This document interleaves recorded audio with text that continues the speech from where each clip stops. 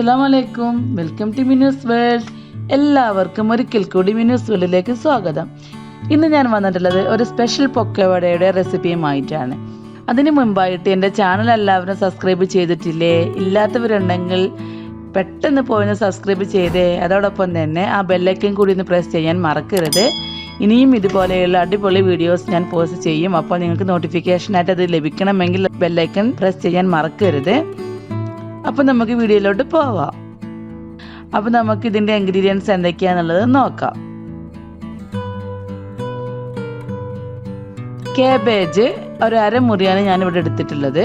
ഒരു ചെറിയ സവാള, കറിവേപ്പില ഒരു തണ്ട്, പച്ചമുളക് 2 എണ്ണം, മല്ലിച്ചപ്പ് ആവശ്യത്തിന്, ഗരം മസാല 1 ടീസ്പൂൺ, മഞ്ഞൾപ്പൊടി 1/2 ടീസ്പൂൺ, മുളക് പൊടി 1 ടീസ്പൂൺ. പിന്നെ വേണ്ടത് മൈദപ്പൊടി, അരിപ്പൊടി, ഉപ്പ്, എണ്ണ ആവശ്യത്തിന്. ആദ്യമായിട്ട് നമ്മൾ അരിഞ്ഞു വെച്ചിട്ടുള്ള കാബേജിലോട്ട് ഉള്ളി ഇട്ട് കൊടുക്കാം. ഞാനിപ്പോൾ ഇവിടെ കാബേജിൽ നീളത്തിലാണ് അരിഞ്ഞിട്ടുള്ളത്. നിങ്ങളും അതുപോലെ തന്നെ അരിയുക. ഇനി അതിലോട്ട് പച്ചമുളക്, കറിവേപ്പില, മല്ലിച്ചപ്പ് എന്നിവ ഇട്ട് കൊടുക്കാം.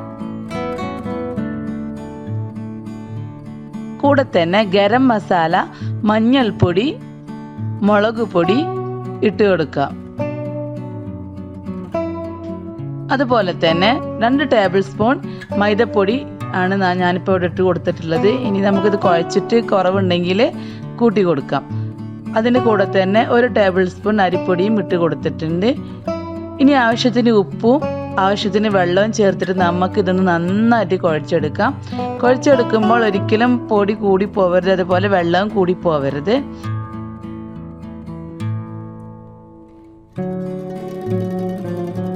ഇപ്പോൾ ഇതാ ഞാൻ കുഴച്ചെടുത്തത് റെഡിയായി വന്നിട്ടുണ്ട്. ഇതാണ് ഇതിൻ്റെ പരുവം. ഒരിക്കലും പൊടി എക്സ്ട്രാ ആവരുത്. കാബേജ് ഇങ്ങനെ മുന്നിട്ട് നിൽക്കണം, അതാണ് അതിൻ്റെ പാകം. ഇതാ ഇതുപോലെ. അപ്പോൾ നമുക്കിനി ഇതൊന്ന് ഫ്രൈ ചെയ്തെടുക്കാം. ഒരു പാൻ അടുപ്പത്ത് വെച്ചിട്ട് ആവശ്യത്തിനുള്ള എണ്ണ ഒഴിച്ച് കൊടുക്കാം. എന്നിട്ട് അതിലേക്ക് നമ്മൾ ചെറിയ ചെറിയ ഉരുളകളാക്കിയിട്ട് ഇങ്ങനെ ഇട്ട് കൊടുക്കാം. സത്യം പറയല്ല, നല്ല ടേസ്റ്റ് ഉണ്ടായിരുന്നു. നല്ല അടിപൊളി ടേസ്റ്റ് ആയിരുന്നു. നന്നായിട്ടുണ്ടായിരുന്നു. കഴിക്കാനും മക്കൾക്കും ഇവിടെ ഹസ്ബൻഡിനും ഒക്കെ ഇഷ്ടമായിട്ടുണ്ടായിരുന്നു. അപ്പോൾ ഇത് തികച്ചൊരു വെറൈറ്റി റെസിപ്പിയാണ്. അധികം ആരും ചെയ്തിട്ടുണ്ടാവാൻ ചാൻസ് ഇല്ല. അപ്പോൾ നിങ്ങൾ എല്ലാവരും ഒന്ന് ട്രൈ ചെയ്ത് നോക്കണം. നമുക്ക് വൈകുന്നേരം ആയിക്കഴിഞ്ഞാൽ എന്നും എന്തെങ്കിലും സ്നാക്സ് എന്തെങ്കിലും ആയിട്ട് റെഡി ആക്കണമല്ലോ. അപ്പോൾ ഇങ്ങനെയൊക്കെ എന്തെങ്കിലും കിട്ടുകയാണെങ്കിൽ ഒരു വെറൈറ്റി ആവുകയും ചെയ്ത് സ്ഥിരം ഉണ്ടാക്കുന്നതിൽ നിന്ന് ഒരു വ്യത്യസ്തമായ റെസിപ്പിയും ആവും.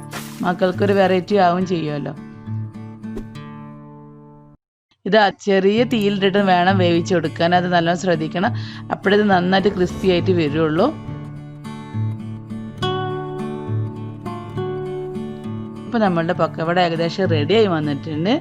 അപ്പോൾ ഇനി നമുക്കിതൊന്ന് സെർവിങ് ഡിഷിലോട്ട് മാറ്റാം.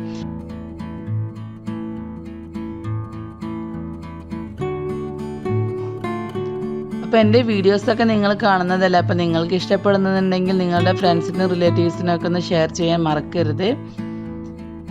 അപ്പോൾ നമ്മളുടെ പൊക്കവട ഇവിടെ റെഡി ആയിട്ടുണ്ട്. Tasty and crispy and yummy പൊക്കവടയാണ്. അപ്പോൾ എല്ലാവരും ട്രൈ ചെയ്ത് നോക്കണം.